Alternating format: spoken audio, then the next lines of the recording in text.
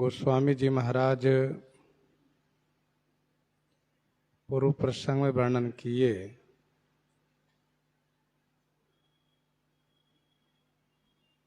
कामदेव ने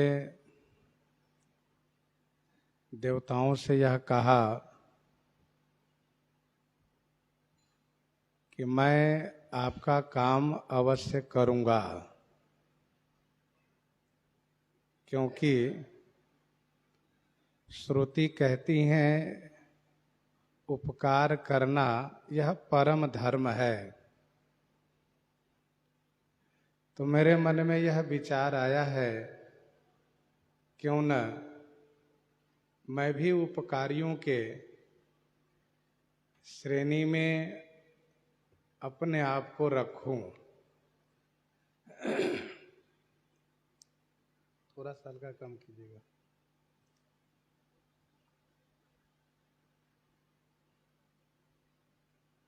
और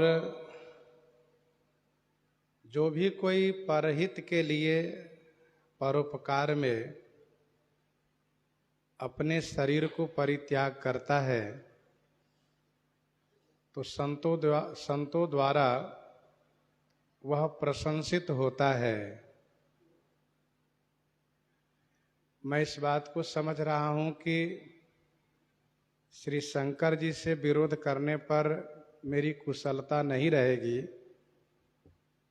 फिर भी मैं पीछे नहीं हटूंगा, क्योंकि मेरी भी इच्छा है संतों द्वारा प्रशंसित बनूं।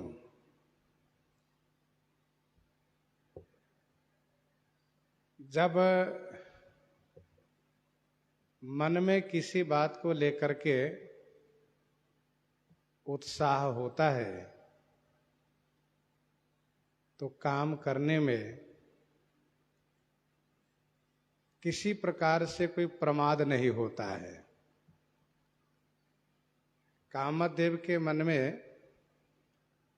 परोपकारी बनने की और संत द्वारा प्रशंसित होने की इच्छा हुई, इसीलिए इन्होंने कहा कि काम हम अवश्य करेंगे। अस कही चलेऊ सबहि सिर नाई, सुमन धनुष कर सहित सहाई। अस कही चलेऊ सबहि सिर नाई। कामदेव के मन वचन कर्म तीनों का धर्म यहाँ पर दिखाया गया। सुनिमन किन्ह विचार मन का धर्म, और वचन का धर्म श्रुति कह परम धर्म उपकारा परहित लाग तजैजो देहि। वचन का धर्म और कर्म का धर्म कि अस्कहि चले उस सबहि सिरुनाई, सबको प्रणाम किया। यह कर्म द्वारा मन में विचार किया, वचन से कार्य की प्रशंसा किया और कर्म से सबको प्रणाम किया।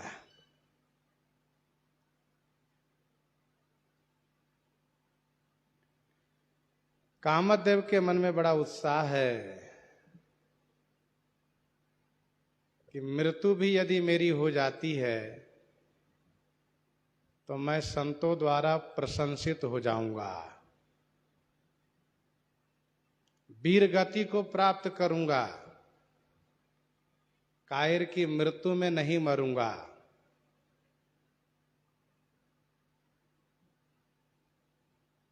इसीलिए बड़ी प्रसन्नता से सबको प्रणाम करते हैं कामदेव।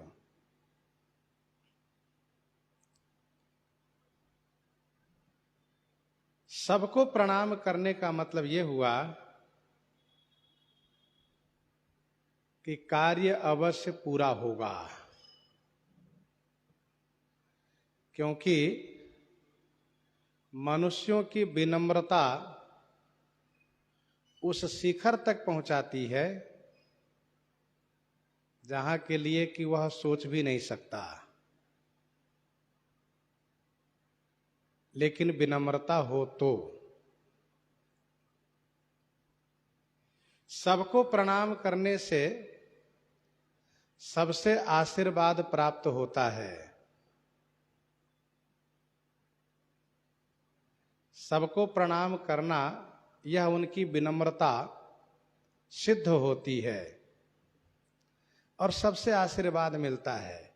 जब कोई बड़े आदमी सबको हाथ जोड़कर प्रणाम करता है तो सबके मन में बड़ी प्रसन्नता होती, देखो बड़ा विनम्र है ये। कामदेव वीरता में प्रसिद्ध है और इन्होंने सबको प्रणाम किया। मानस जी में इस बात का संकेत है कि प्रणाम करने से कितना बड़ा काम बनता है। भगवती श्री सीता जी की खोज में महाराज सुग्रीव के निर्देशानुसार चारों दिशा में वानर जाते हैं, लेकिन उत्साह में भर करके 3 दिशा में जाने वाले वानर प्रणाम करना भूल जाते हैं, प्रणाम नहीं कर पाते हैं और इन तीनों दिशा में गए हुए वानर वापस आ जाते हैं। उत्साह है, उमंग है, इसलिए सकुशल आ जाते हैं, प्रणाम करना भूल जाते हैं, काम नहीं हो पाता है। दक्षिण दिशा में जाने वाले वानर सब प्रणाम करते हैं, खास करके हनुमान जी महाराज सबको प्रणाम करते हैं।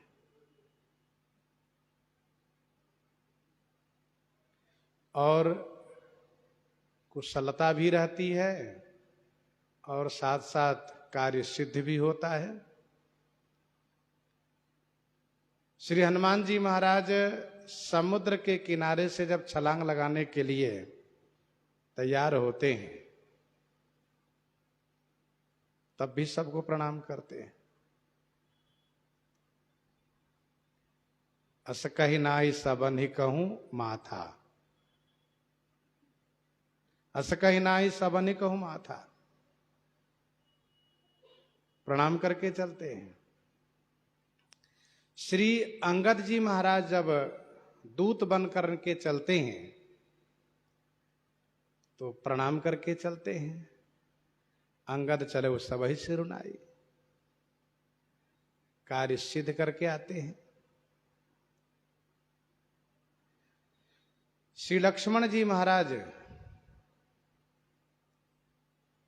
उमंग में भर करके प्रणाम करना भूल जाते हैं।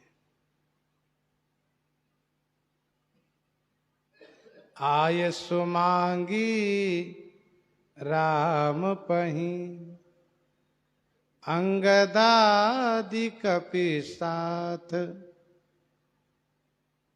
लक्ष्मण चले क्रोध होई, बान सरासन हाथ, बान सरासन हाथ।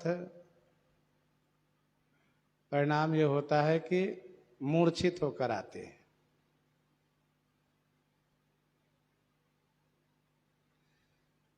और तमाम ऐसे प्रमाण है लंका कांड में कि जिस दिन वानर भालू प्रणाम करके जाते हैं उस दिन असुरों को मार पीट करके आते हैं, और जिस दिन उमंग में उत्साह में प्रणाम करना भूल जाते हैं उस दिन मार खा करके आते हैं।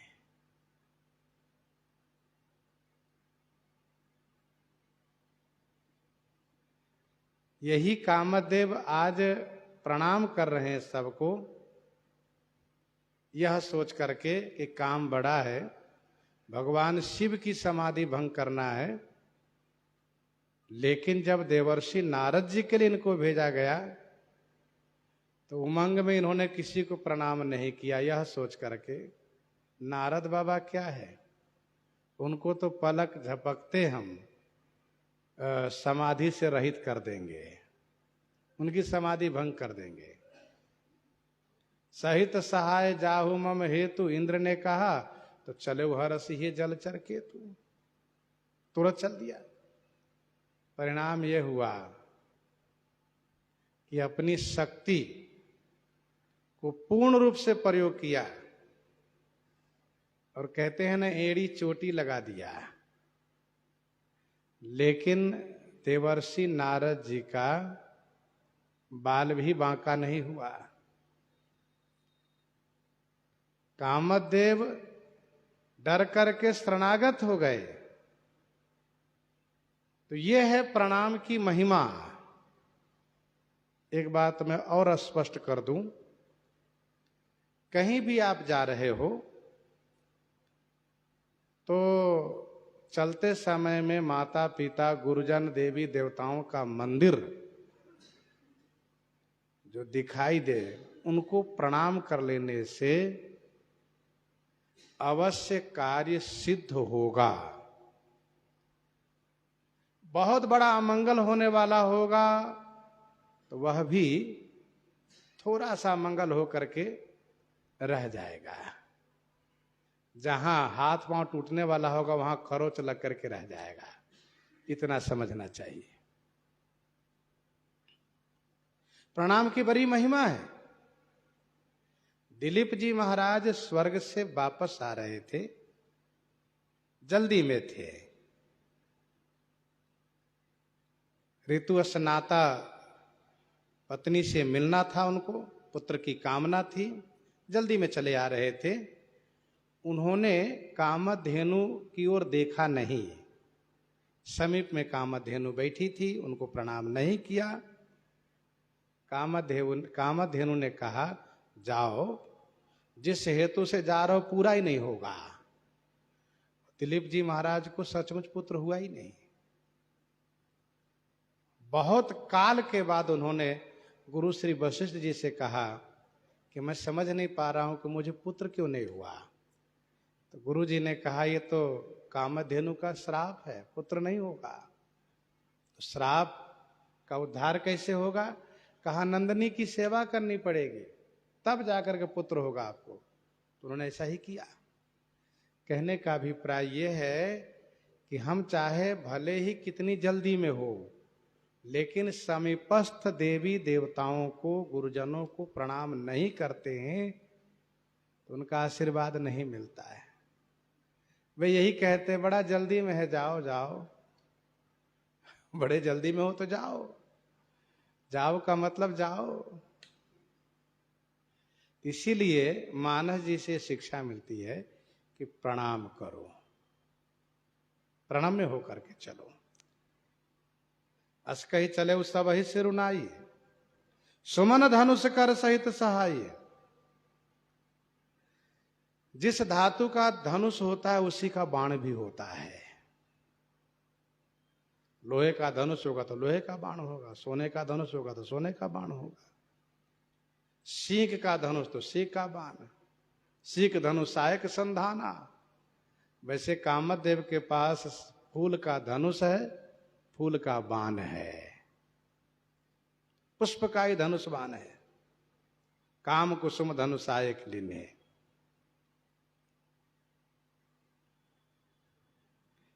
एक और धनुष बाण की चर्चा है मानस जी में। काल, काल भी धनुष बाण है। लव निमेष परमान जुग, बरस कलप सरचंड।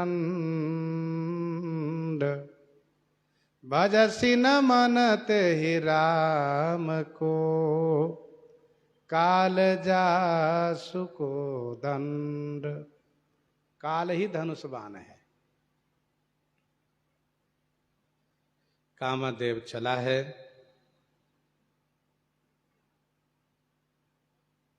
अपने सहायक बसंत को लिया है, अप्सराओं को लिया है। देखी सहाय मदन हरसाना, किन्हीं से पुनि प्रपंच विधि नाना। तो कामदेव अपने सहायकों को साथ में रखता है। अरण्य कांड में इनके सहायकों का वर्णन है। दे बिरह विकल बलहीन मोही, बिरह विकल बलहीन मोही, जानिस निपट अकेल, सहित विपिन मधुकर खग, किन्ह मदन बगमेल। मदन किन्ह बगमेल, सहित विपिन मधुकर खग, मदन किन्ह बगमेल। तो वहां पर पूरे दोहा में वर्णन है कामदेव के सहायक। चलत मार अस हृदय विचारा, शिव विरोध ध्रुव मरण हमारा। चलत मार अस हृदय विचारा, शिव विरोध ध्रुव मरण हमारा। कामदेव जब चला है तो रास्ते में हृदय में ऐसा विचार किया। कैसा विचार किया कि शिव विरोध ध्रुव मरण हमारा, शिव जी से विरोध करने पर हमारा मरण ध्रुव माने निश्चय है। आज हम उनसे विरोध करने जा रहे हैं तो वापस नहीं आएंगे।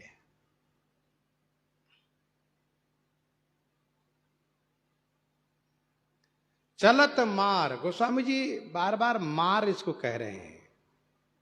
बिहसी कहे उस मार, चलत मार। क्योंकि जिस हृदय में श्री राम जी हैं उन्हीं पर अपनी शक्ति का प्रयोग करने जा रहा है, उनको मारना चाहता है तो उनको मारेगा तो ये स्वयं मरेगा।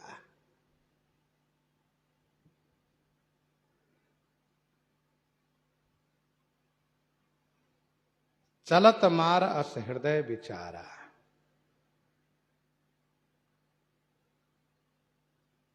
शिव विरोध ध्रुव मरण हमारा।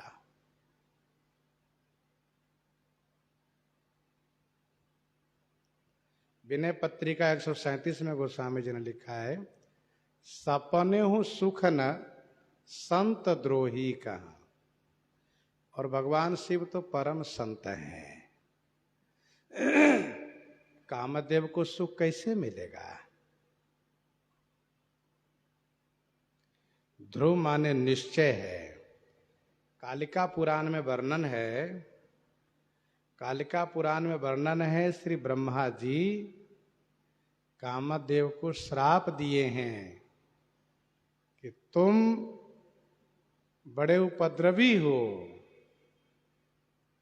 इसलिए एक दिन भगवान शिव के क्रोधानल में जल जाओगे, क्रोधाग्नि में जल जाओगे और क्रोधाग्नि प्रकट नेत्रों से होगी, उसी में जल जाओगे। तो जब चला है कामदेव तो उनको याद आया कि ब्रह्मा जी ने तो श्राप दिया है, तुम शिव जी से जिस दिन टकराओगे उस दिन तुम्हारा अंत होगा, तुम नहीं बचोगे। तो क्या सचमुच मैं आज मारा जाऊंगा? मन ने कहा हाँ। तो मरता क्या नहीं करता, मरता क्या नहीं करता, जो ये सोच लेता है कि अब मैं मरूंगा ही, और खास करके युद्ध भूमि में जाने वाला जब यह मान लेता है कि मैं अपना कफन लेकर चला हूं, तो फिर तो वह बहुत भयानक उग्र होकर के युद्ध करता है और उससे सावधान रहना चाहिए। जिसने ये निश्चय कर लिया है कि मैं तो मरूंगा ही, लेकिन मरूंगा ऐसे नहीं, मार के मरूंगा, तो आज मार ने निश्चय किया है कि मरूंगा पर मार के मरूंगा। शिव विरोध ध्रुव मरण हमारा, तब तब आपन प्रभाव विस्तारा, निज बस की न सकल संसारा, निज बस की न सकल संसारा, तब आपन प्रभाव विस्तारा। तब कामदेव ने अपने प्रभाव को विस्तार किया। क्या हुआ? वो स्वामी जी कहते निज बस किन सकल संसारा, सारे संसार को अपने अधीनस्थ कर लिया।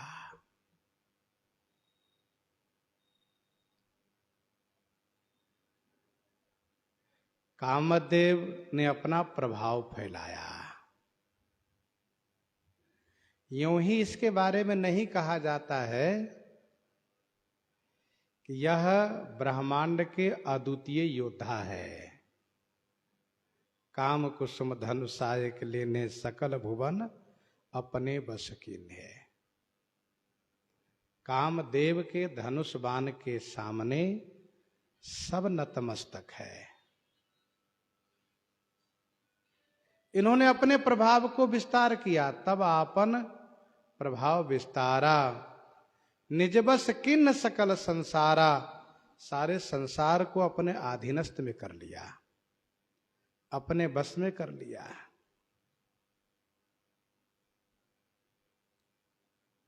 प्रश्न ये उठता है कि काम ने शिव जी पर चढ़ाई किया है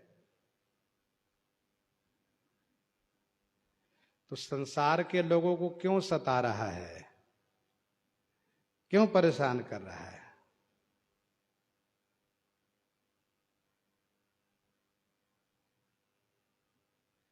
संसार तो हमेशा उसका चेला रहा ही है। सदा काम के चेरे जानी, जो सब काम के गुलाम है, फिर इस प्रकार से क्यों लोगों को दुख दिया? तो इसका समाधान ये है कि कामदेव ने अपना पराक्रम प्रकट करके भगवान शिव का उत्कर्ष दिखाना चाहता है। लोग जाने कि शिव जी ने जिस काम को मारा है वह काम था कैसा।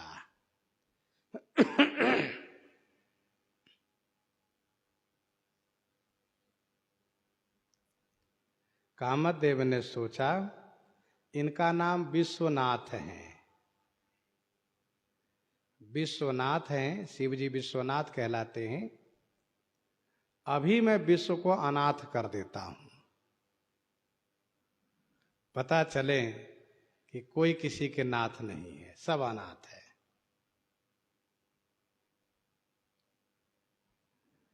यह कामदेव ने सोचा।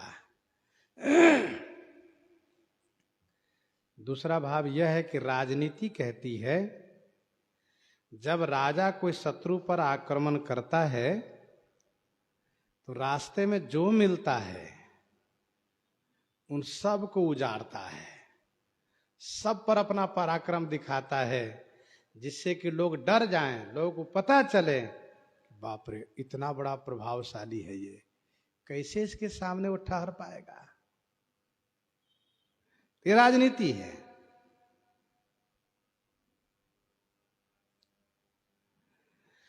अच्छा, कामदेव को कुछ करना नहीं पड़ा। कामदेव तो सबके मन मंदिर में रहने वाला है। इसका नाम ही है मनोज, मनसिज, मन में रहता है।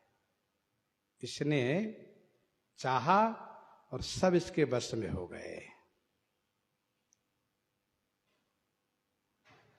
कोपेउ जबहि बारी चर के तू, कोपेउ जबहि बारी चर के तू, छन मह मिटे सकल श्रुति से तू, छन मह मिटे सकल श्रुति से तू, कोपेउ जबहि बारी चर के तू। जबहि बारीचर केतु कोपेउ, जबहि माने ज्यों ही, बारीचर केतु माने मीन ध्वजी, बारीचर माने मछली, केतु माने ध्वजा, जिसकी ध्वजा में मछली है। ऐसे मीन ध्वजी कामदेव जैसे ही क्रोध किया, छन मह मिटे सकल श्रुति से तू, एक क्षण में समस्त श्रुति सेतु मिट गया, समस्त वेद पुल टूट गया। कोपेउ जबहि बारीचर केतु। ध्यान दीजिएगा, काम जब अपनी मर्यादा में है तो प्रजा का सृजन होता है, संतान की प्राप्ति होती है। काम जब अपनी मर्यादा छोड़ देता है तो फिर उपद्रव होता है और तमाम प्रकार की हानि होती है।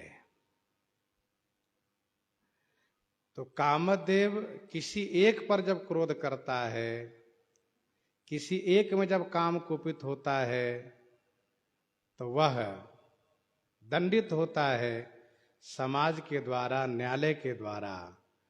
और यहां तो कामदेव ने सब पर कोप किया है। कोपेउ जबहि बारीचर केतु। इसकी ध्वजा में मछली का चिन्ह है और हम लोग गत दिवस चर्चा किए थे कि मछली को पानी प्रिय है। कामदेव अधर्म रूपी पानी को इतना बढ़ाया है जिससे कि रथ की ध्वजा डूबी हुई है अधर्म रूपी पानी में। एक क्षण मात्र में समस्त वेद की मर्यादा समाप्त हो गई।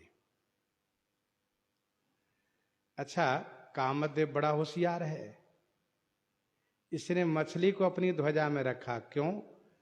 क्योंकि मछली भगवान का अवतार भी है, मत्स्य अवतार। मछली वशीकरण का चिन्ह भी है, जिससे धर्मात्मा लोग यह सोचेंगे कि भाई देखो, मछली को अपने साथ में रखा है। आज भी मंदिर आदि में मछली का चिन्ह बनाया जाता है, मछली का स्वरूप बनाया जाता है। भगवान का मत्स्य अवतार है। तो कामदेव भगवान के सहारा जरूर लेता है। क्षण मिटे सकल श्रुति सेतु। एक क्षण में वेद की सारी मर्यादाएं मिट गई। अर्थात जो लोग वेद मर्यादा जीवन से, अर्थात जो लोग वेद की मर्यादा को पालन करते थे, वेद द्वारा मर्यादित जीवन जीते थे, वे सब वेद मर्यादा को भूल गए। ब्रह्मचर्य व्रत संयम नाना, धीरज धर्म ज्ञान विज्ञाना।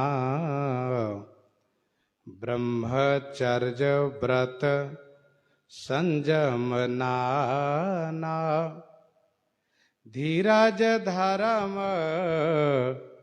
ज्ञान विज्ञाना। ब्रह्मचर्य व्रत है।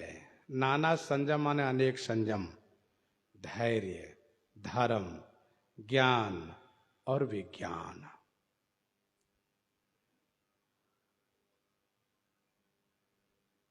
ब्रह्मचर्य व्रत को पालन करने वाला काम के सभी प्रभावों से मुक्त रहता है। कामदेव ब्रह्मचारी को पीड़ित नहीं कर सकता, ब्रह्मचरज व्रत रतमति धीरा और तुम्हि की करई मनोभव पीड़ा, ठाकुर जी ने कहा। ध्यान दीजिएगा, ब्रह्मचर्य का आश्रम है, इसके बाद दूसरा आश्रम है गृहस्थ आश्रम। ब्रह्मचर्य आश्रम में वीर्य और विद्या दोनों का संचय करना यह शास्त्रीय विधान है। ब्रह्मचारी जीवन जीना और विद्या को ग्रहण करना, ये ब्रह्मचर्य आश्रम का नियम है, विधान है। एक ब्रह्मचारी को इन सभी से दूर रहना चाहिए, जैसे कि अष्टभोग अष्टमैथुन कहा जाता है। स्रग गंधो वनिता वस्त्रम, स्रग गंधो वनिता वस्त्रम, गीतम तांबुल भोजनम, भूषणम वाहनम चेति, भोगस्त्वष्ट विधः स्मृतः। ये अष्टभोग है। स्रग चंदन वनितादिक भोगा, इनसे दूर रहना पड़ता है। स्रग गंधो वनिता वस्त्रम, गीत, गीत का मतलब ग्राम्य गीत से, सांसारिक गीत से। तांबुल भोजनम, भूषणम वाहनम चेति, भोगस्त्वष्ट विधः स्मृतः। तथा अष्ट प्रकार के मैथुन है, उससे भी दूर रहना चाहिए। दर्शनम स्पर्शनम केली, दर्शनम स्पर्शनम केलीम, रहस्यम गुह्य भाषणम, दर्शनम स्पर्शनम केली, रहस्यम गुह्य भाषणम, संकल्पोध्यवसायश्च, क्रिया निवृत्ति रेवच। मन से, वचन से और कर्म से सभी प्रकार के विषयों से दूर रहना चाहिए। जो पंच विषय है, शब्द, स्पर्श, रूप, रस और गंध, अर्थात काम वासना से पूर्ण रूप से विरत रहना, पूर्ण रूप से अलग रहना, ये ब्रह्मचर्य आश्रम है। ध्यान दीजिएगा, ब्रह्मचर्य आधिदैविक दृष्टि से इन भोगों को परित्याग करना ब्रह्मचर्य आश्रम है, और आध्यात्मिक दृष्टि से ब्रह्मचर्य का मतलब होता है ब्रह्म में विचरण करना। ब्रह्मचर्य का मतलब ब्रह्म में चलें, ब्रह्म में विचरण करें, ये ब्रह्मचर्य कहलाता है। काम वासना संबंधित, स्त्री संबंधित सभी विषयों का परित्याग हो। तो ब्रह्मचर्य व्रत है। व्रत जैसे तमाम व्रत होता है, एक ब्रह्मचर्य भी व्रत है। ब्रह्मचर्य व्रत में खान पान रहन सहन का संयम अवश्य होता है। नाना संयम माने अनेक प्रकार के संयम हैं। 10 प्रकार के संयम बताए गए हैं। भागवत जी में 12 प्रकार के संयम बताए गए हैं। धीरज, ब्रह्मचारी जीवन में धैर्य होना चाहिए, अधीरता ना आवे, धर्माचरण हो, ज्ञान हो और विज्ञान हो। धीरज का मतलब धीरज धर्म मित्र अरु नारी, आपद काल परखियहि चारी। तो धीरज पहला नाम है। धीरज माने धैर्य, काम के वेग को रोकने की क्षमता हो, धैर्य हो, और धर्माचरण हो तथा ज्ञान। ज्ञान का मतलब यह हुआ कि ज्ञान मान जहां एकौ नाही, और विज्ञान, विज्ञान का मतलब यह हुआ कि संसार को ब्रह्म में देखना, देख ब्रह्म समान सब माही। और सदाचार, जप जोग विरागा सभय विवेक कटक सुभागा सदाचार सदाचरण सदाचार जप जोग मंत्र का जाप करना, अष्टांग योग करना, वैराग्य करना। गोस्वामी जी कहते हैं कामदेव के कुपित होने से ये विवेक कटक, विवेक माने ज्ञान के, कटक माने सेना, विवेक कटक माने ज्ञान की सेना सभय माने भयभीत होकर के भाग गई। सदाचार जप जोग विरागा सभय विवेक कटक सो भागा। ध्यान दीजिएगा, हृदय ही देश है जिस देश में काम और ज्ञान, हम काम को कहें या मोह को कहें, प्रबोध चंद्र नाटक में मोह को राजा कहा गया है। गोस्वामी जी ने मोह राजा को ही वर्णन किया है अयोध्या कांड में। तो हमारे हृदय देश में दो राजा का युद्ध हमेशा होता रहता है, मोह राजा और ज्ञान राजा। जब मोह राजा है तो काम इसका मंत्री है, और कहीं कहीं वर्णन है काम ही राजा है। दोनों हृदय में लड़ते रहते हैं, मोह और ज्ञान। मोह कहते हैं कि मेरा स्वामित्व रहेगा, ज्ञान कहता है कि मेरा स्वामित्व रहेगा। प्रायः हृदयों में मोह राजा का ही साम्राज्य रहता है। किसी किसी के हृदय में ज्ञान का साम्राज्य होता है। ज्ञान का साम्राज्य उस हृदय में होता है जिस हृदय में ज्ञान राजा श्री राम जी को अपना मित्र बना लेता है। अयोध्या कांड में पढ़िएगा, राम बास वन संपत्ति भ्राजा सुखी प्रजा जन पाई सुराजा सचिव विराग विवेक नरेशु विपिन सुहावन पावन देशु भटजम नियम शैल राजधानी शांत सुमति सुचि सुंदर रानी। और जीति मोह महिपाल दल सहित विवेक भुआल करता कंटक राजपुरा सुख संपदा सुकाल।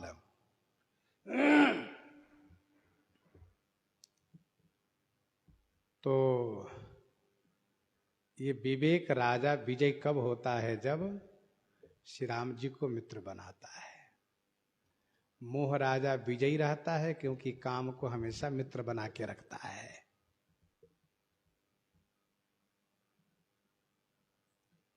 सभय विवेक कटक सो भागा, वह कटक वह सेना भाग गई।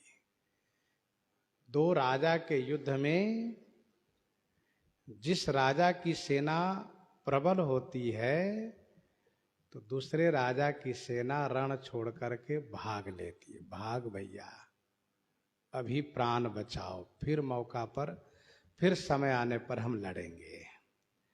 भागे विवेक सहाय सहित सो सुभट संजुग मही मुरे सदग्रंथ पर्वत कंदरनि मह जायते ही अवसर दुरे जायते ही अवसर दुरे भागे ओ विवेक। केवल सेना ही नहीं, राजा भी भाग गए। विवेक सहाय सहित भागे सो सुभट संजुग मही मुरे। सो सुभट माने वह योद्धा, संजुग मही माने युद्ध भूमि से, मुरे माने पीठ दिखा दिए।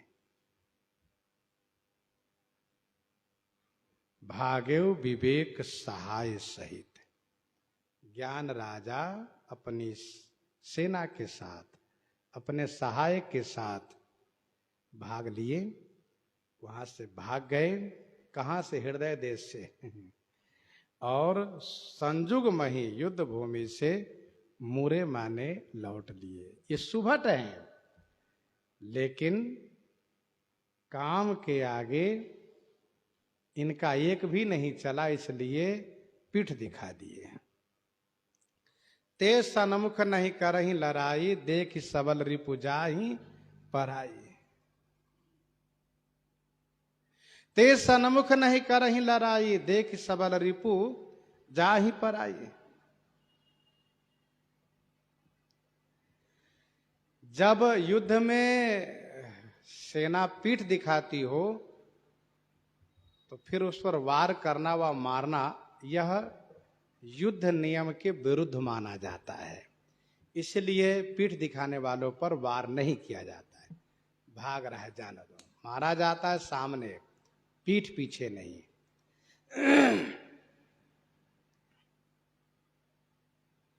जो सेना भागती है, जो राजा भागता है, वह कहां जाता है? कहा कहीं जंगल में, कहीं कंदरा में जाकर के छुपता है, कहीं जंगल के कंदराओं में, पहाड़ों में जाकर छुपता है, पहाड़ की कंदरा में, जंगलों में। ये ज्ञान राजा अपने सहायकों के सहित कहां गए हैं? सदग्रंथ पर्वत कंदरनि मह जाए ते ही अवसर दुरे। सदग्रंथ पर्वत कंदरनि मह। सदग्रंथ पर्वत कंदरनि मह जाए ते ही अवसर दुरे। सदग्रंथ माने जो धर्म ग्रंथ है, धर्म ग्रंथ रूपी पर्वत की कंदराओं में जाकर के ते ही अवसर दूरे। ते ही अवसर माने उस समय में, दूरे माने छुप गए।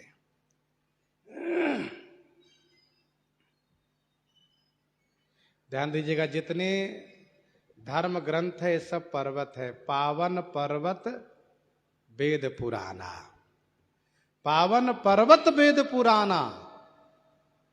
इसलिए सदग्रंथ रूपी पर्वत की कंदराओं में, कंदरा क्या है? कहा अध्याय, सर्ग, श्लोक, मंत्र, यही सब कंदरा है। उसमें जाके छुप गए। जाए ते ही अवसर दूरे। अर्थात कामदेव ने जब क्रोध किया है तो किसी को वेद पुराण शास्त्र का ज्ञान याद ही नहीं रहा। मानो उनके हृदय से निकल निकल करके सब उन्हीं वेद पुराण रूपी पर्वत की कंदरा में, अर्थात पन्ने में, पृष्ठ में, अध्याय में, सर्ग में, श्लोक में, पद्य में, चौपाई में छुप गए सब।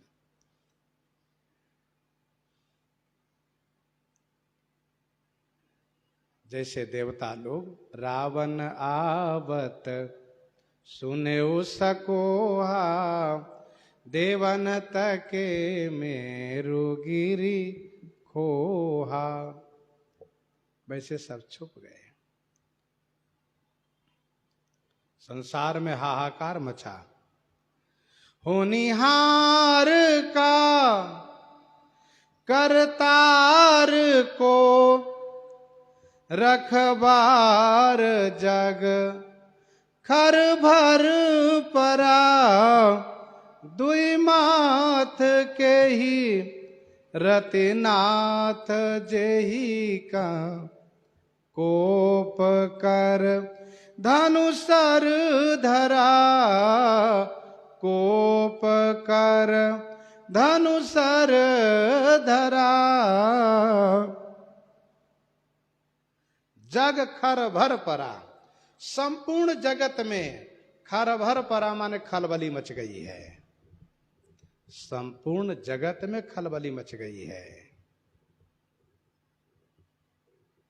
सबके मुख से सुनाई दे रहा है। करतार, हे करतार, हे विधाता, का होनिहार, को रखवार। का होनिहार माने क्या होने वाला है, और को रखवार माने कौन हमारे रक्षक है। देखो, समय आने पर बड़े से बड़े नास्तिक लोग भी ईश्वरीय सत्ता को स्वीकार करते हैं। हमें इस बात को समझने के लिए बहुत दूर तक सोचने की आवश्यकता नहीं है।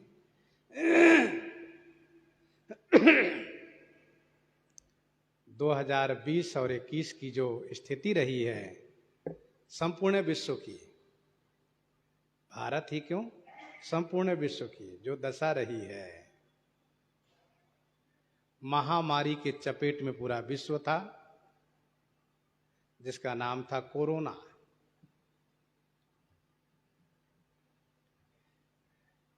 क्या सब नहीं डर गए थे?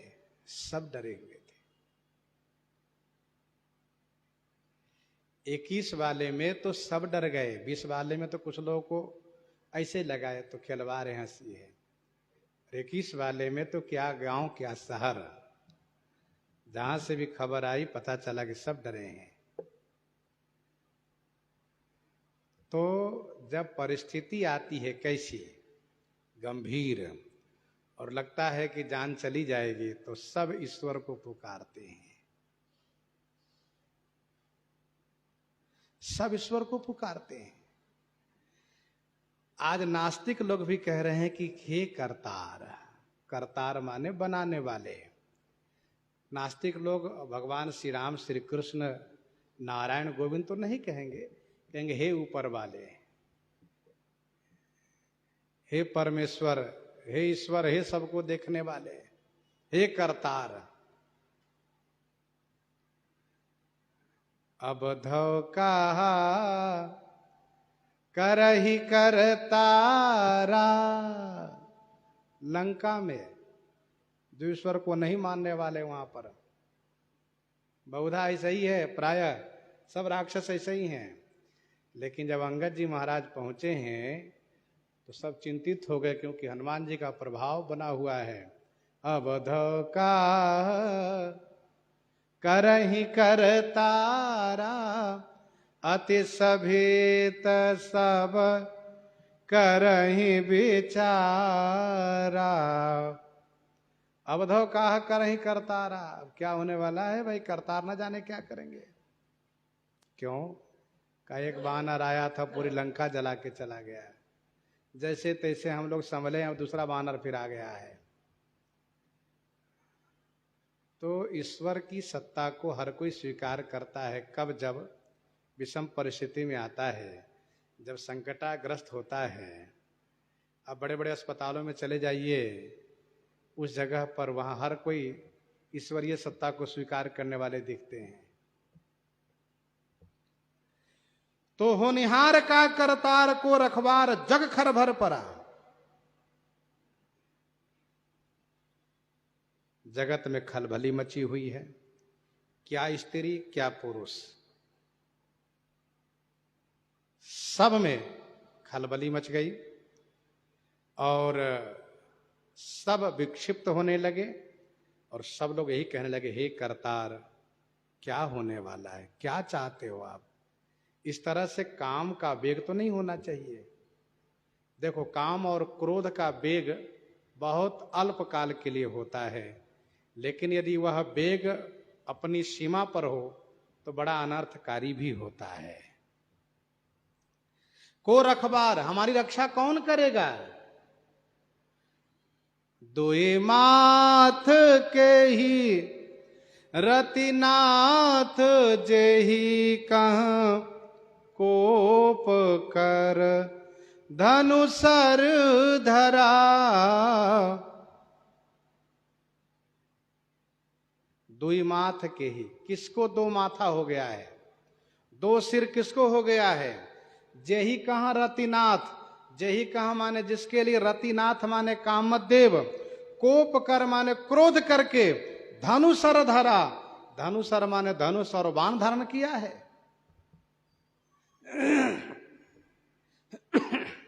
जो कह रहा है ना कि किसको दो सिर हो गया है, जिसके लिए रतिनाथ कामदेव क्रोध करके धनुष बाण उठाया है, उसको ये पता ही नहीं है कि दो सिर वाले के लिए नहीं, यह 5 सिर वाले के लिए धनुष बाण लिया है। अच्छा, जो कह रहा है कि दुई माथ कही रतिनाथ जही कहूं को पकड़ धनुषर धरा, उसका मानना यह है कि एक माथे वाला तो सब काम के चेला है। हो सकता है किसी को 2 सिर हो गया हो, तो वह इस बल से कि मेरे पास 2 सिर है, कामदेव एक सिर को हटाएगा, दूसरा सिर तो रहेगा, दूसरा सिर तो रहेगा। लेकिन सच्चाई यह है कि जिसके 5 सिर है, ऐसे 55 5 मुख वाले शिव जी के लिए कामदेव ने धनुष बाण उठाया है। अच्छा, ये कहने के एक मुहावरा भी है, तुम लड़ने आए हो क्या, तुम्हारे पास 2 सिर है क्या? के ही दुई सिर के ही जमु चह लीन्हा, अनहित तोर प्रिया के ही कीन्हा। श्री चक्रवर्ती जी ने कहा, तुम्हारा अनहित किसने किया है? किसके 2 सिर हो गए हैं और किसको जमराज लेना चाहता है? विनय पत्रिका 137 में गोस्वामी जी ने लिखा, है का के 2 सिर, है का के 2 शीस ईस के, जो हठी जन की सीम चरई। तो जिसके पास 2 सिर हो वही आगे बढ़ेगा, यह सोच करके एक सिर कट जाएगा तो एक सिर तो रहेगा। लेकिन जिसके एक सिर कटेगा उसका दोनों सिर भी तो कटेगा। जो एक सिर काट सकता है वो दोनों सिर काट सकता है।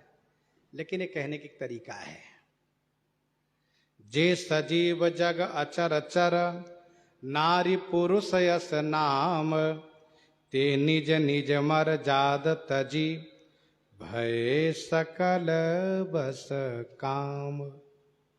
जे सजीव जग अचर चर, जग चर अचर, नारी पुरुष अस नाम, जे सजीव। जग जगत में चर अचर, चर माने चेतन, अचर माने जड़। जगत में जो चेतन है, अचर माने जो जड़ है। अचर माने जड़, चर माने चेतन। नारी पुरुष अस नाम, नारी पुरुष ऐसा नाम है, अर्थात स्त्रीलिंग वाचक और पुल्लिंग वाचक है। नारी पुरुष ऐसा नाम है, केवल नारी पुरुष का अवयव नहीं है उनमें, नारी पुरुष का अवयव नहीं है, लेकिन नारी पुरुष केवल नाम है। ये स्त्रीलिंग और ये पुल्लिंग। जे सजीव, जो सजीव है, चाहे वो जड़ है या चेतन, ते निज निज मर जाद तजी, भय सकल बस काम। ते माने वे सब अपनी अपनी मर्यादा को छोड़ करके सब काम के अधीनस्थ हो गए। ध्यान दीजिएगा, जड़ और चेतन। यहां जड़ में बहुत ऐसे हैं जिनमें नारी पुरुष का अवयव नहीं होता है। जैसे लता है, केवल स्त्रीलिंग वाचक है, उसमें नारी का अवयव नहीं है। वृक्ष, वह पुरुष वाचक है, पुल्लिंग है, उसमें पुरुष का अवयव नहीं है। जैसे वन है, सागर है, नदी है, तालाब है, इन सब में कोई उस प्रकार से अवयव नहीं दिखता है। लेकिन नारी पुरुष नाम है, स्त्रीलिंग और पुल्लिंग है, चाहे वो जड़ हो या चेतन हो। ध्यान दीजिएगा, वैज्ञानिकों ने भी स्वीकारा कि वृक्ष में देखने और सुनने की शक्ति होती है, देखने और सुनने की शक्ति होती है। और टीकाकार ने एक वृक्ष की चर्चा की है। उन्होंने लिखा है कि अमेरिका में कोई ऐसा एक वृक्ष है वह रहा, जिस वृक्ष की छाया में यदि कोई मनुष्य चला जाए तो उस वृक्ष की सारी डालियां झुक करके उस मनुष्य को ढक करके, और वृक्ष की जो पत्तियां होती है वो सारी पत्तियां उस मनुष्य को खा जाती है। चलिए, तो बहुत दूर की बात है, अभी है भी नहीं भी है, हम लोग के समझ के बाहर है ये। लेकिन एक मैं उदाहरण आपको दूं जो हम लोग के समझ के अंदर की बात है। एक पौधा होता है जिसके नाम है लाजवंती, जिसके नाम है लाजवंती, और एक और पौधा होता है जिसका नाम है कुम्हड़ा। इन दोनों के अनुभव सबको होगा। लाजवंती पौधे के बारे में सब कोई जानते हैं। आप उसको छू दीजिए, कहीं एक तरफ छू दीजिए तो उसकी सारी पत्तियां सिमट जाएगी।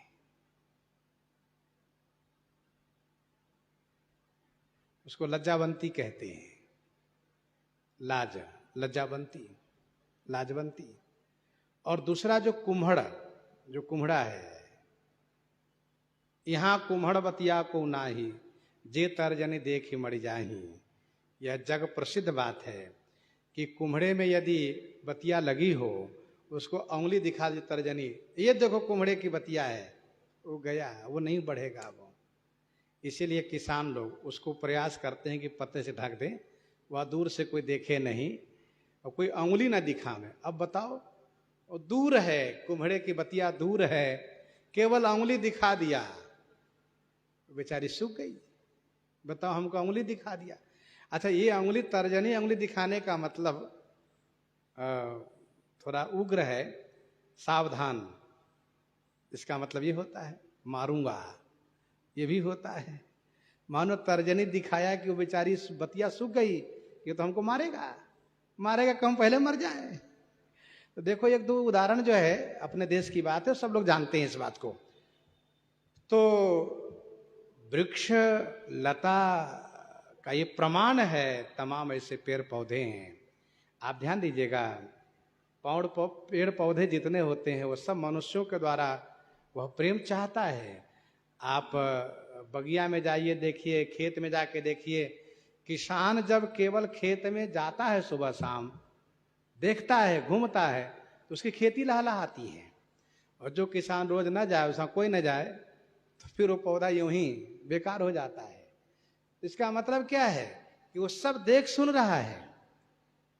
तो इसलिए गोस्वामी जी ने कहा, जे सजीव जग अचड़ चर नारी पुरुष अस नाम, ते निज निज मर्याद तजी भय सकल बस काम। वे सब अपनी अपनी मर्यादा छोड़ दी और काम के वशीभूत हो गए।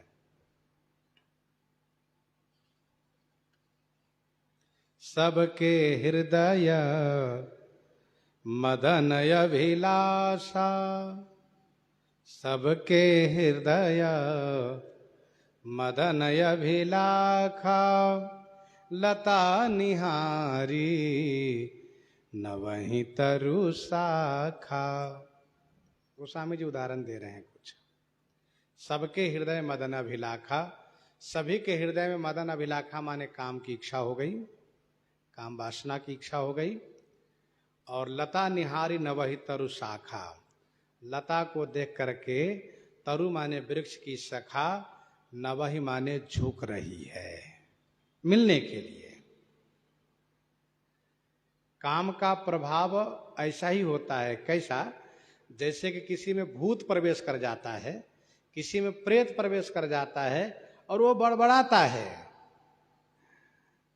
वैसे ही काम का प्रभाव जिस पर अपनी पराकाष्ठा पर हो जाता है, तो वह इसी प्रकार से पागल हो जाता है। लता निहारी न वही तरु शाखा, ये जड़ की बात है। लता और वृक्ष के मिलन की बात हो रही है। लता निहारी न वही तरु शाखा, लता भूमि में है, वृक्ष की डालियां झुक रही है।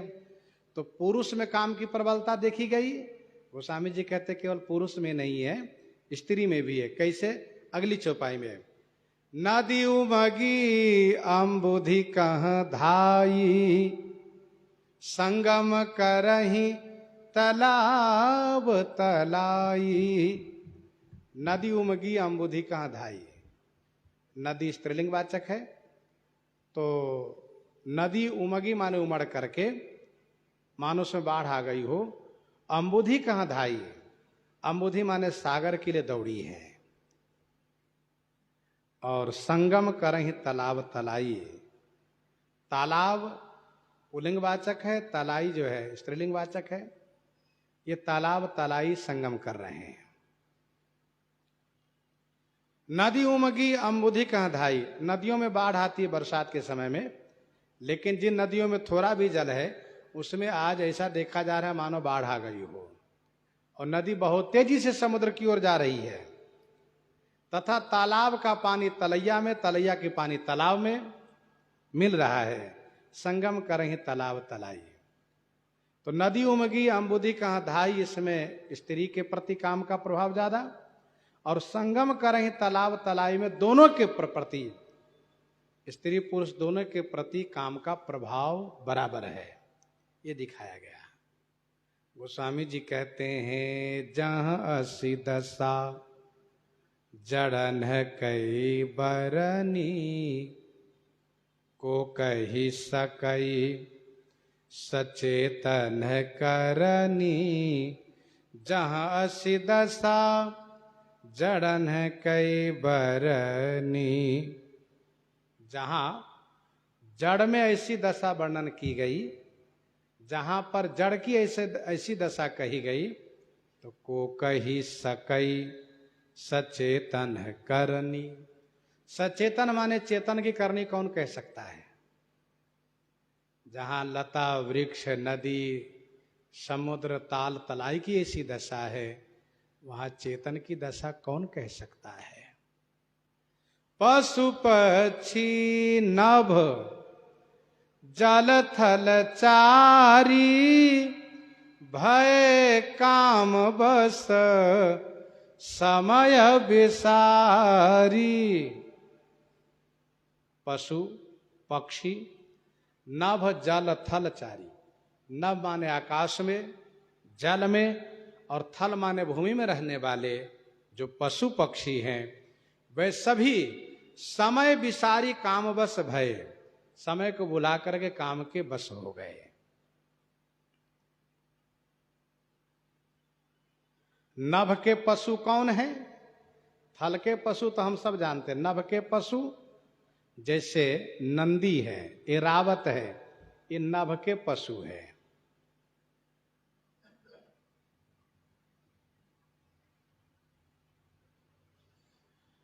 जल के पशु कौन है? कहा जल के पशु है मकर, घड़ियाल, ये जल के पशु है। इस बात को जाने रहिए।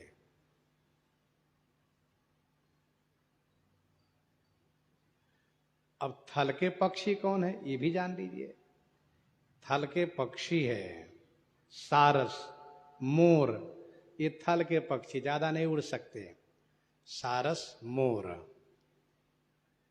तो नभ में, जल में, थल में विचरण करने वाले, चाहे पशु हो या पक्षी हो, सब समय भुला करके काम के वशीभूत हो गए।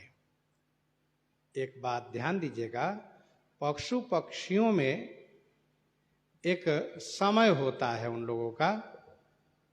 वर्ष में एक महीना निर्धारित है, उसी महीने में इन सब का मिलन होता है और फिर गर्भाधान होता है। पशु पक्षियों का एक समय, महीना निर्धारित है। किसी का कार्तिक निर्धारित है तो किसी का बैसाख निर्धारित है। पक्षी में भी समय निर्धारित है। तो पशु पक्षी का एक समय निर्धारित है, उसी समय उनका मिलन होता है पति पत्नी में। लेकिन काम ने कोप किया है, इसलिए सब काम के अधीनस्थ हो गए, समय भुला गए। मदन अंध व्याकुल सब लोका, निशि दिन नहीं अवलोकहि को का। मदन अंध व्याकुल सब लोका। सब लोका माने सभी भुवन, 14 भुवन, अथवा सब लोका माने सभी प्राणी मात्र, क्योंकि लोका का अर्थ भुवन भी होता है, लोका का अर्थ प्राणी भी होता है। लोके जने भुवने इत्यमरः। तो मदन अंध व्याकुल सब लोका, काम के द्वारा सब लोक माने सभी प्राणी अंधे हो गए, व्याकुल हो गए, कामांध होकर के व्याकुल हो गए। मदन ने सबके मद को नाश कर दिया है, मदन ने किसी के मद को रहने नहीं दिया है, इसलिए सबको कामांध बना दिया है, अंधा। जैसे अंधे को दिन रात का ज्ञान नहीं रहता है, विचार नहीं रहता है, अंधे के लिए जैसे दिन वैसे रात, उसको दिखता नहीं है, तो वैसे ही कामदेव ने सबको अंधा कर दिया, व्याकुल कर दिया। गोस्वामी जी एक उदाहरण देते हैं, निशिदिन नहीं अवलोकहि कोका। कोका माने चकवा, रात दिन नहीं देख रहा है।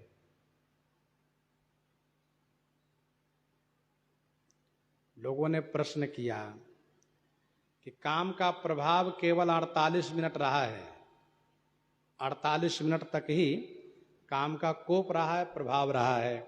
उभय घरियस कौतुक भयऊ। यहाँ पर निशिदिन कहने का क्या प्रयोजन है? यहाँ पर निशिदिन कहने का क्या प्रयोजन है? इसका समाधान यह है, एक संत ने ये कहा कि 24 मिनट दिन और 24 मिनट रात। सूर्य दिखाई दे रहे थे दिन, सूर्य अस्त हो गए तो रात, संध्या का समय था, दोनों हो गया। दूसरा संतों ने ये कहा कि देवलोक में 24 मिनट, देवलोक में 48 मिनट और भूलोक में एक दिन एक रात, अर्थात एक दिन एक रात इसका प्रभाव रहा। जरा सोचिए, 48 मिनट में ये हाल, ये दशा सबकी हुई, एक दिन एक रात रहता तो प्रलय हो जाता, बहुत बड़ा उपद्रव हो जाता, इसलिए 48 मिनट ही ठीक है। तीसरा समाधान संतों ने ये कहा किया, संतों ने कहा कि देखो पूरे ब्रह्मांड की बात है, पूरे विश्व की बात है, पूरे विश्व की बात है, तो जैसा कि हम आप जानते हैं कि भारत में दिन है तो अमेरिका में रात है। बहुत ऐसे देश है जहां का समय बड़ा परिवर्तन है। तो जैसे 48 मिनट तक काम का प्रकोप रहा, तो जहां दिन था वहां दिन, जहां रात थी वहां रात, इसलिए निष्दिन नहीं अवलोकहि कोका। वैसे चकवा चकई का दिन में मिलन तो होता ही है, लेकिन जहां रात्रि थी वहां भी मिलन हुआ और जहां दिन था वहां मिलन तो हुआ ही। अर्थात पशु पक्षी सभी ने, जड़ चेतन सभी ने समय की मर्यादा को भुला दिए। ये काम का कोप है, अंधा बना दिया सबको। अब गोस्वामी जी कहते हैं कि जो जड़ है, जहां से दशा जरण कई वर्णी, जड़ है, चेतन पशु पक्षी नव जल तल चारी, ये चेतन है। और तीसरा चैतन्यतर, चैतन्यतर कौन है? कहा देव दनुज नर किन्नर ब्याला, प्रेत पिशाच भूत बेताला। देव से स्वर्गवासी, धनुष से पातालवासी, नर से भूलोकवासी, किन्नर देवलोक के हैं, ब्याला सर्प पाताल के हैं, प्रेत पिशाच भूत बेताला, ये भूत प्रेत पिशाच बैताल ये चैतन्य तौर है। ध्यान दीजिएगा, मनुष्यों की प्रजाति के अनुसार भूत प्रेत की भी प्रजाति होती है। मनुष्यों की प्रजाति की तरह भूत प्रेत की भी प्रजाति होती है। एक पिशाच होता है, एक भूत होता है, एक बैताल होता है, जिसकी अकाल मृत्यु होती है, जिसको आगे कोई जन्म का जिसके आगे कोई जन्म का विधान नहीं बना हुआ होता है, ऐसे लोग सब भूत प्रेत बना दिए जाते हैं और ये सब भटकते रहते हैं और ये सब बड़े दुष्ट होते हैं, जिसको पकड़ते हैं उनको बहुत परेशान करते हैं। अच्छा, पहले भूत प्रेत बहुत हुआ करते थे, अब बहुत कम हो गए। और वैसे भी कुछ प्रांत, कुछ क्षेत्र ऐसे वहां भूत प्रेत अभी भी ज्यादा हैं। और ऐसा नहीं कि भूत प्रेत का अस्तित्व है ही नहीं, ऐसा नहीं, भूत प्रेत का अस्तित्व है, इसकी सत्यता है। लेकिन ये भी बात सत्य है कि यदि आध्यात्मिक तेज है तो भूत प्रेत आपको कुछ नहीं करेगा। और मलेच्छ की तरह रह रहे हैं, बैले कुचैले और जैसे अशुद्धि अवस्था में, ये भूत प्रेत जरूर परेशान करते हैं। लेकिन सबसे बड़ी बात, आध्यात्मिक तेज हो तो प्रेत आपके पास नहीं जा सकते। प्रेत भी देखा करते हैं ये कौन कैसा है, ये कमजोर है, कमजोर को ही सताते हैं वे। तो इनकी अलग अलग प्रजाति है। बैताला माने अगिया बैताल एक होता है, जो मुंह खोलता है तो आग की लपटें, जो मुंह खोलता है तो आग की लपटें निकलती है, तो ये अगिया बैताल है, जिसको मिल जाए उसकी बड़ी दुर्गति कर देता है। तो प्रेत पिशाच भूत बैताला ये सब प्रजाति है। देव धनुज नर किन्नर व्याला प्रेत पिशाच भूत बैताला। बालकांड में ही आगे भगवान शिव की बाराती में हम लोग इन सबको देखेंगे, कैसे हैं ये लोग। को मुखहीन विपुल मुख काहू ऐसे हैं, विपुल नयन को नयन विहीना है। ये सिर कट्टा होते हैं तब भी चलते हैं।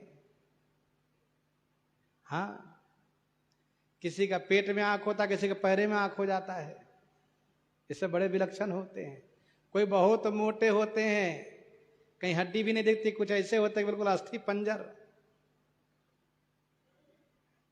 जिसका पांव नहीं होता वो भी दौड़ता है, जिसको पांव नहीं होता वो भी दौड़ता है, और जिसका हाथ नहीं होता वो भी इशारा करता है। ये सब बड़े विलक्षण भूत प्रेत होते ही हैं। बात चली तो इसलिए थोड़ा कह दिया गया। तो प्रेत पिशाच भूत बैताला, गोस्वामी जी कहते हैं इनकई दशा, किनकी दशा, जो उपरोक्त चौपाई में जिनके नाम लिए गए, इनकई दशा न कहे बखानी। क्यों? कहा सदा काम के चेरे जानी। गोस्वामी जी कहते इनकी दशा हमने नहीं कही है, इनकी दशा न कहो बखानी। ये सब सदा माने हमेशा काम के चेला है। देवता, असुर, मनुष्य, किन्नर, सांप, प्रेत, पिशाच, भूत, बेताल, ये सब काम के हमेशा चेला। इन लोगों के लिए कोई समय नहीं है, इन लोगों के लिए कोई समय नहीं है।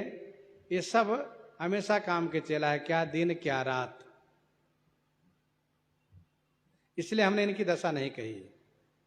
लेकिन हाँ, उन लोगों के बारे में मैं कहूंगा कि सिद्ध विरक्त महामुनि जोगी ते काम बस भये वियोगी। सिद्ध विरक्त महामुनि जोगी, ये चैतन्यतम है। ये सिद्ध पुरुष, विरक्त महापुरुष, महामुनि लोग, योगी लोग, ये काम के बस होकर के वियोगी हो गए। वियोगी हो गए अर्थात इन लोगों के पास स्त्री नहीं है, इन लोगों ने विवाह नहीं किया है, इन लोगों ने विवाह नहीं किया है। लेकिन आज इनको लग रहा है कि हम ऐसे दुखी हो रहे हैं जैसे कोई विषयी व्यक्ति स्त्री के बिना रो रहा हो। काम इनके दीनता दिखाई। तो ते काम बस भय वियोगी, ये सब वियोगी हो गए।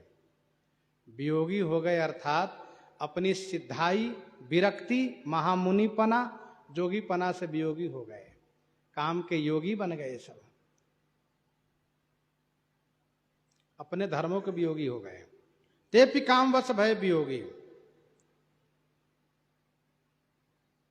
सिद्ध विरक्त महामुनि जोगी ते पिकाम बस भय वियोगी। भय काम बस जोगी से तापस पावरन की को कहि देखहि चराचर नारी मय जे ब्रह्ममय देखत रहे।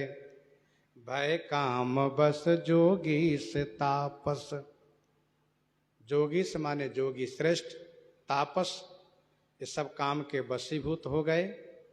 पांवरनी की को कहे, गोस्वामी जी कहते हैं पांवरनी माने नीचों के बारे में कौन कहने जाए, वो तो हमेशा काम के चले हैं, काम में डूब गए वो लोग, काम आसक्त हो गए। लेकिन जोगी तापस भी काम के बस, ये भी कामी देखे जा रहे हैं। देख ही चराचर नारी मय जे ब्रह्ममय देखत रहे। जे चराचर ब्रह्ममय देखत रहे, नारी में देखा ही, जो चराचर को जड़ चेतन को ब्रह्ममय देखा करते थे, संपूर्ण जड़ चेतन ब्रह्ममय है, आज नारी में देख रहे हैं। जहां दृष्टि डालते वहीं नारी नजर आ रही है, जहां ब्रह्म दिखते थे वहीं नारी दिख रही है। क्या हो गया ये? इसलिए सिद्ध विरक्त महामुनि जोगी परेशान है कि जहां हम ब्रह्म देखते थे वहां नारी कैसे दिख रही है। देख ब्रह्म समान सब माहि सर्व खलमिदं ब्रह्म, आज ब्रह्म नहीं नजर आ रहे हैं। अबला बिलो कहीं पुरुषमय जग पुरुष सब अबलामयम। जगत में अबला पुरुषमय बिलो कहीं और सब पुरुष अबलामय। जगत में अबला पुरुषमय बिलो कहीं, जगत में सभी स्त्रियां जगत को पुरुषमय देख रही हैं। स्त्रियों को ऐसा लग रहा है केवल मैं ही नारी हूं, बाकी सारा संसार सब पुरुष है, सब पुरुष, नारी उनको नजर नहीं आती है। ऐसी ही हाल पुरुष की है, पुरुष सब अबलामयम। एक पुरुष है वह ये देख रहा है कि मैं ही केवल अकेला पुरुष है और सारी दुनिया सब नारीमय है। तो पुरुष को सब नारी दिखाई दे रहा है, नारी को सब पुरुष दिखाई दे रहा है। उत्तम के अस बस मनमाही सपने वान पुरुष जग नाही। लेकिन यहां पर ऐसा नहीं, क्योंकि काम ने अधर्म किया है, अन्याय किया है, इसलिए एक नारी को सारा संसार पुरुष में और पुरुष को सारा संसार नारी में दिख रहा है।